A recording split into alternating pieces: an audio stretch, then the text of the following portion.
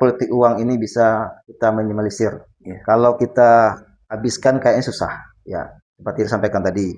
Kalau untuk separuh dari kemarin itu mungkin bisa kita laksanakan. Iya. Dan tentu kepada penyelenggara pemilu lakukan tugas sesuai dengan tupoksinya.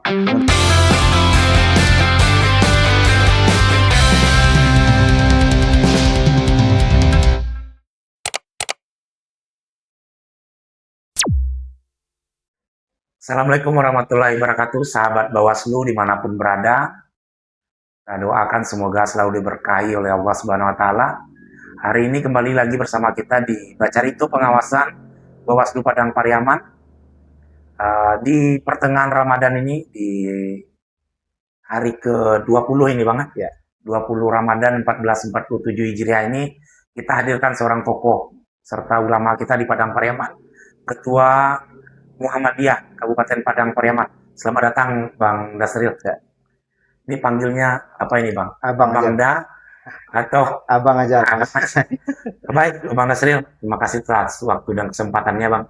Di tengah kesibukan menjadi memberi tausiah-tausiah keagamaannya, Bang Dasril masih bisa menyempatkan waktu di bersama kita di Bawaslu Padang Pariaman. Bang, bicara tentang Muhammadiyah, tentu sadar atau tidak sadar kita basis terbesar setelah Yogyakarta adalah Sumatera Barat. Ya.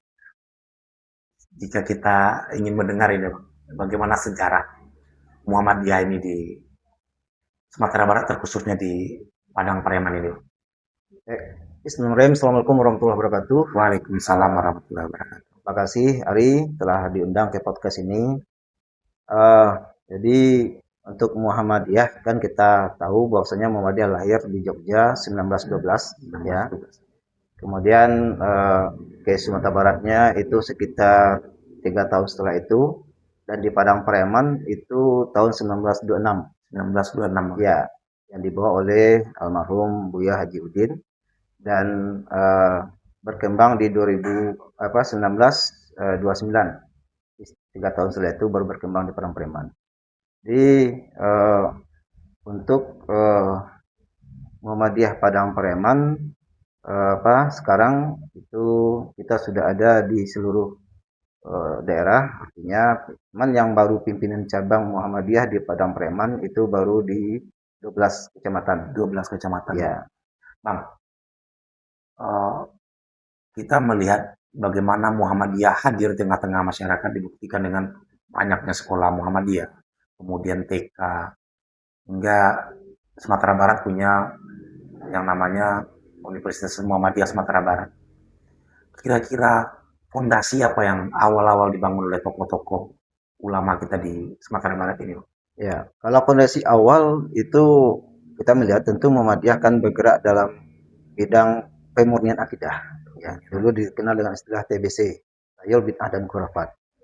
Nah, jadi setelah awal-awalnya memang kalau kita lihat Muhammadiyah awal mulai masuk itu kan rata-rata itu ditolak.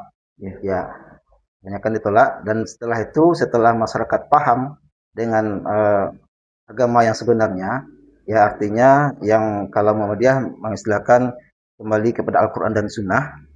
Ya, mungkin dulu kan kita tahu di zaman zaman-zaman dulu itu setelah tabi'in itu kan banyak taklid ya. Taklid buta. Jadi Muhammadiyah itulah yang memberantas bid'ah, tahyul dan khurafat. Jadi tadi Ari menanyakan lahir Muhammadiyah, ya lahir Muhammadiyah kalau istilahnya lahir di Yogyakarta dan besar di Sumatera Barat. Iya. Nah, kan itu yang digadang-gadangkan. Iya. Ya, mungkin dan Muhammadiyah ini artinya bisa masuk ke seluruh lini. Ya, diterima di banyak kalangan. Diterima di banyak kalangan. Khususnya generasi muda. Ya. Di Padang Pariaman, Bang. Tidak generasi muda aja. Tidak generasi. Ya, generasi seluruh masyarakat lah. Dan artinya terutama yang intelektualnya yang lebih berpendidikan. Ya, artinya yang orang-orang kritis, yang orang-orang yang sudah bersekolah ke luar daerah, Nah, ini kan Muhammadiyah di Sumatera Barat ini kan dibawa oleh orang yang sekolah di luar, ya artinya yang Berangkat ke ke Jogja, Jogja. ke Jakarta, seperti dulu ayahnya Buya Hamka itu kan langsung ke Jogja dan Buya Hamka pun merantau dulu kan, Iya. ya. Jadi rata-rata kalau kalau kami melihat eh, kalau yang warga kita yang merantau, ya lucunya kan gitu, Ri. Dia merantau, di rantau itu dia Muhammadiyah. Nah, tapi kadang-kadang kalau sudah di kampung, lah ikut terus di kampung. Nah, kan yang lucunya ya. Kembali ke Tito ya, Pak. Kita. Jadi kalau kita lihat pun rata-rata pimpinan wilayah Muhammadiyah di luar itu, Ri, seperti di Riau, di Palembang, itu rata-rata orang orang Minang. Orang Minang, Bang. Iya, Menyeluruh ini, Bang. rata-rata gitu. Bahkan kalau kita ke luar Jawa, bahkan ke Sulawesi dan Kalimantan pun ada yang di pimpinan itu tuh orang Minang. Nah, itulah uniknya Muhammadiyah itu. Gitu. Mempengaruhi Hamka ini Iya, sampai ke lini paling bawahnya nih, Bang. iya betul. Bang Nasril,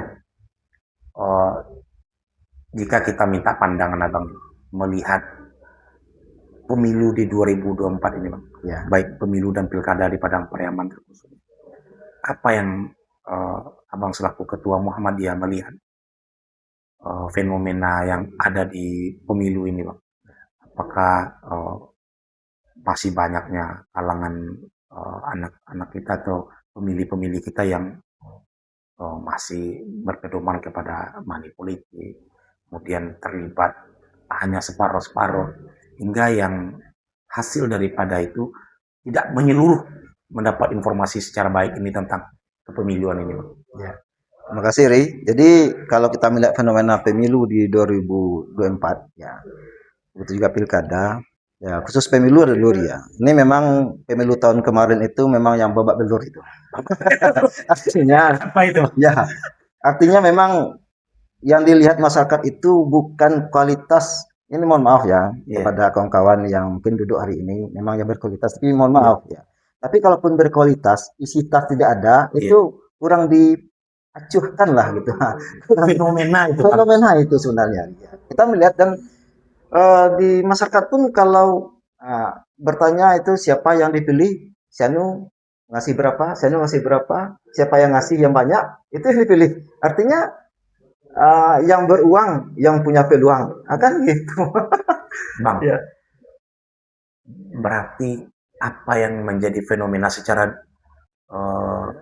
Nusantara ini, Bang? Ya. Di Padang Pariaman, Abang melihat seperti itu? Kalau saya melihat, Ri, nampaknya kekurangan kita itu pendidikan politik kepada masyarakat yang kurang. Pendidikan politik kepada masyarakat. Iya. Jadi masyarakat itu sudah terpengaruh dengan budaya-budaya seperti itu. Dan juga ini kritikan saya juga kepada kawan-kawan dewan ya. Mungkin tahun yang sebelumnya lah. Iya. Ya, mungkin masyarakat itu merasakan ketika sudah duduk nggak pernah ketemu lagi. Nah, kan ini masalah. Dengan pemilih ini. Jadi kesempatanlah di saat ada pemilu ini, masyarakat ini mengambil kesempatan. Gitu. Jadi kawan-kawan kadang-kadang ketika sudah terpilih, sudah duduk, naik mobilnya, kaca mobil nggak turun, kan itu yang wacana di masyarakat. Bang, dalam kacamata agama ini, Bang, kita melihat. Apakah fenomena politik uang menjadi persoalan biasa saja? Ya, kalau atau bagaimana, menurut? Kalau dalam agama tentu jangankan dosa lagi, tempatnya aja di neraka. Tempatnya di neraka ini. Tempatnya di neraka. Kalau dosa masih bisa kita minta ampun kan, tapi sudah katakanlah kan sudah dijamin itu, yang menyuap dan yang disuap itu tempatnya di neraka. Nah, kalau itu kan sudah keras itu sebenarnya peringatan dari agama kita. Kira-kira Bang, apa yang langkah mesti kita lakukan? Abang sebagai ketua organisasi terbesar ini, Bang, ya. Artinya di saat kita melihat kira-kira apa yang dapat Muhammadiyah lakukan melihat fenomena ini, ya, agar menjadi pointer juga bagi kita di penyelenggara pemilu ini. Kalau yang bisa kita lakukan tentunya pendidikan politik ini yang penting. Bagaimana kita memberikan pemahaman kepada masyarakat bahwasanya yang dipilih itu bukan berdasarkan faktor uang tadi, ya, tapi berdasarkan faktor kualitas dan integritas orang yang akan kita pilih itu. Kira-kira Bang, yang lebih mendasar ini Bang, Hmm. apakah ini faktor peserta pemilunya atau memang faktor budaya masyarakat Padang Pariamannya Jadi kalau untuk atau faktor yang Abang sampaikan tadi, karena tidak adanya kepedulian setelah terpilih ini hmm, yang membuat masyarakat akhirnya berbondong-bondong melakukan tindakan ya, money politik ini. Kalau nggak bayar dia kita nggak pilih ini. ya. Jadi sebenarnya itu semua faktor itu saling mempengaruhi sebenarnya.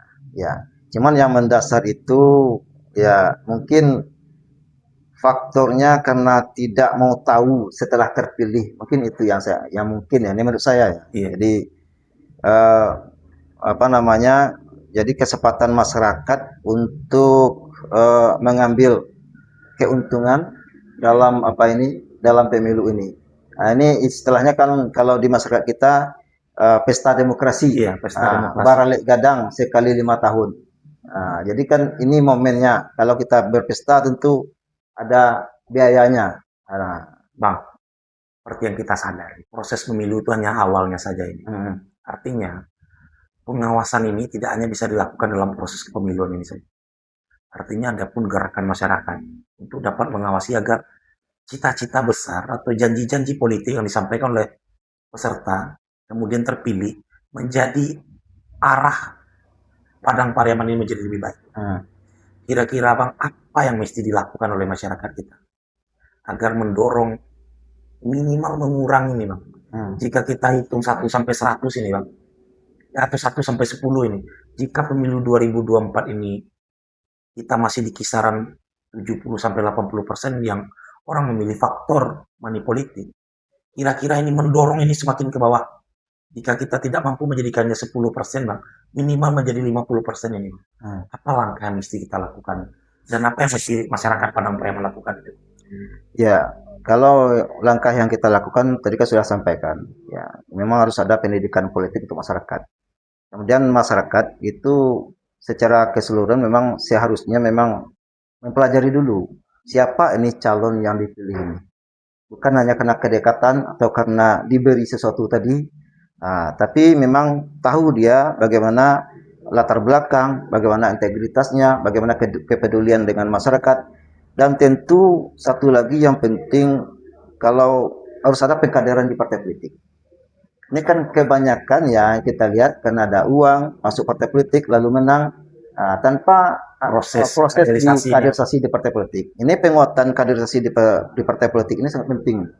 Karena kadang-kadang kawan-kawan kita yang sudah lama berjuang di partai politik, tapi karena kosnya kurang, tetap juga tersingkir. Sementara sebelumnya ini sudah banyak nih yang dibuat, yang dilakukan di masyarakatnya gitu, atau di konstituennya, bantuan segala macam, membantu masyarakat. Tapi karena di hari H itu peluru ini kurang, Menjong ya, Pak. jadi akhirnya tereliminasi. Jadi ini apa nyari? Kira-kira Bang, sebagai lembaga atau ormas Muhammadiyah, apa yang dilakukan Muhammadiyah Ya, terkait fenomena ini? Artinya tentu di saat fondasi ini hanya tertumpu kepada penyelenggara pemilu, tentu tidak tercover menurut kita Bang. ya, Kira-kira kedepannya apa yang ingin ya. Muhammadiyah lakukan mengingat fenomena di 2029? Ya, kalau kita di Muhammadiyah itu kan jauh-jauh hari kita sudah melaksanakan juga sebenarnya pendidikan politik secara tidak langsung eh, melalui pengkajian-pengkajian yang kita adakan. Jadi dalam wirid-wirid itu kita sampaikan dan kita memang tentu ya kalau kalau apa kita bawa ke dalam itu tentu kita rekomendasikan kader-kader terbaik kita. Iya, Ya, ini alhamdulillah belakang ini apa yang kemarin ini kan sudah terbukti nih iya. beberapa kader yang kita rekomendasikan alhamdulillah itu terpilih dan memang mereka-mereka itu memang sebelumnya memang berkontribusi untuk perserikatan gitu. Iya. Ya, jadi apakah di angkatan muda, di IMM, di Pemuda Muhammadiyah atau di IPM, begitu juga di Muhammadiyahnya. Jadi artinya yang kita rekomendasikan eh, itu memang eh, kader-kader dari Muhammadiyah itu sendiri. Jika dihitung ini Bang, Ya, perwakilan Muhammadiyah yang kemudian jadi di parlemen ini. Dalam kacamata Abang mengutip apa yang Bang sampaikan, kalau ndak ada uang, ndak ada Iya, pos ini. iya. Apa tadi bahasanya Bang? Ndak ada pos, ndak jadi kawan. Jadi ya. Kira-kira Bang dari khususnya di Padang Pariaman saja, begitu banyak tokoh Muhammadiyah kemudian bertarung dan ada beberapa yang menjadi. Ini kira-kira faktor utamanya apa ini? Selain pengkaderan tadi. Ya, faktor utamanya memang selain di Pekanbaran di Muhammadiyah, tentu dia juga aktif di masyarakatnya. Ya, kita melihat kan ada seperti ini contoh ya, mantan wali negari Limopurui, ya kan, ya saudara Agus Riyadi. Itu kan kalau kalau informasi yang saya dengar dan memang saya lihat di lapangan, kebetulan kita di kecamatan yang sama, Ya. uh, dia memang kosnya kecil, ya, tapi memang apa di masyarakatnya apapun kegiatan di masyarakat dia selalu hadir. Ya, dan itu kekompakan di masyarakat bagaimana menjalin komunikasi dengan masyarakat di nagarinya. Jadi ini penting juga. Itu buktinya bahwa uang ini tidak begitu pengaruh. Betul, betul. Bang, kita minta ini. Kira-kira, Abang, di pertanyaan terakhir ini, Bang. Apa yang dapat dilakukan oleh partai politik, penyelenggara, dan peserta penyelenggara dan pemilih ini, Bang, agar tidak hanya menjadi tidak menjadikan uang menjadi fondasi untuk orang datang memilih ini. Di lapangan kita dengar Maleo KTPS, Mangawa nama KTPS, Ya, kemudian bunuh. Ya, Kira-kira Bang, apa yang mesti kita counter agar generasi-generasi berikutnya tidak memandang ini menjadi sebuah hal yang membawa orang memilih atau tidak memilih. Ya. Jadi yang mesti kita lakukan itu sebenarnya yang pertama tuh dari penyelenggara dulu lah ya. Iya. Kalau penyelenggara sebenarnya harus komit dengan aturan. Ya, jadi apalagi ini Bawaslu ya. Kalau di Bawaslu harus komit. Jangan jangan sampai tungkek membawa rabah. Nah, ini yang penting. Kalau memang orang itu bersalah, mau dekat, mau jauh, mau ada hubungan dengan kita atau tidak, tetap kita berikan punishment. Nah, kemudian bagi partai politik, ini memang kalau bisa calon yang kita usung ini memang harus dikader dulu, ditempa dulu di partai.